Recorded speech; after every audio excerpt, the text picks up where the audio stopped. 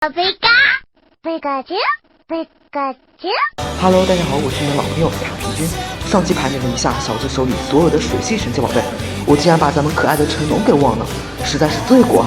那么这期我就盘点一下小智手里所有的宠系神奇宝贝吧，因为他收服的宠系神奇宝贝有点少。宠系神奇宝贝的原型就是现实生活中的虫子，因此大部分人都不怎么喜欢宠系神奇宝贝。小霞更是谈重色变，看到宠系神奇宝贝就会立马抓狂。好了，那么进入正题。首先第一只自然就是八大狐了。八大狐在还是绿毛虫的时候就跟着小智了。当时小霞看到小智收服绿毛虫的时候，那是10000个不情愿啊！直言对你来说是天堂，对我来说却是地狱。然而偏偏绿毛虫还很喜欢小霞，想要跟小霞来个亲密接触。抗拒宠系神奇宝贝的小霞自然是拒绝的，结果绿毛虫就受到了很大的打击。不过没过多久，绿毛虫就进化成了八大狐，所以小霞自然而然就不讨厌它了。关于八大狐的能力，我觉得还是比较一般的，毕竟它的胜率实在是有点低啊。小智每次让他上场对战，他基本上都是输的，这点仔细观察过的朋友应该都知道。第二只大针锋，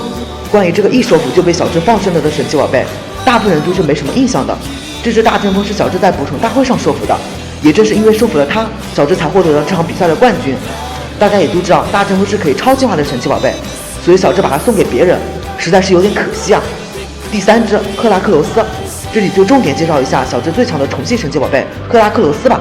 赫拉克罗斯是主动跟着小智的，从前我以为他是因为喜欢上了小智，现在我可能觉得他是因为喜欢上了妙蛙种子身上的命。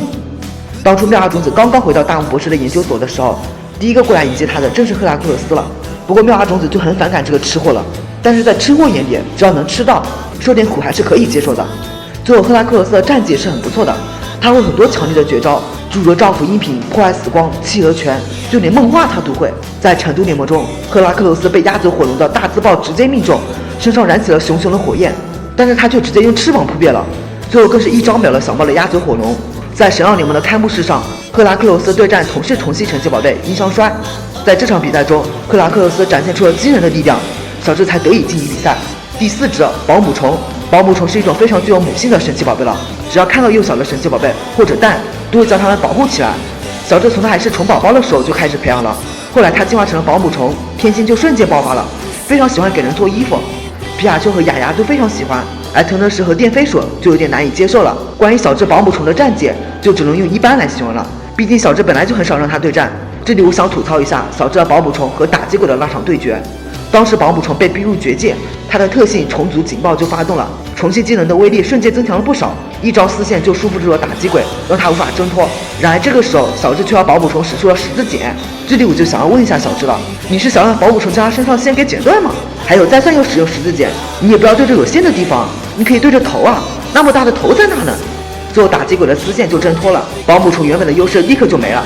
所以自然而然的就输掉了比赛。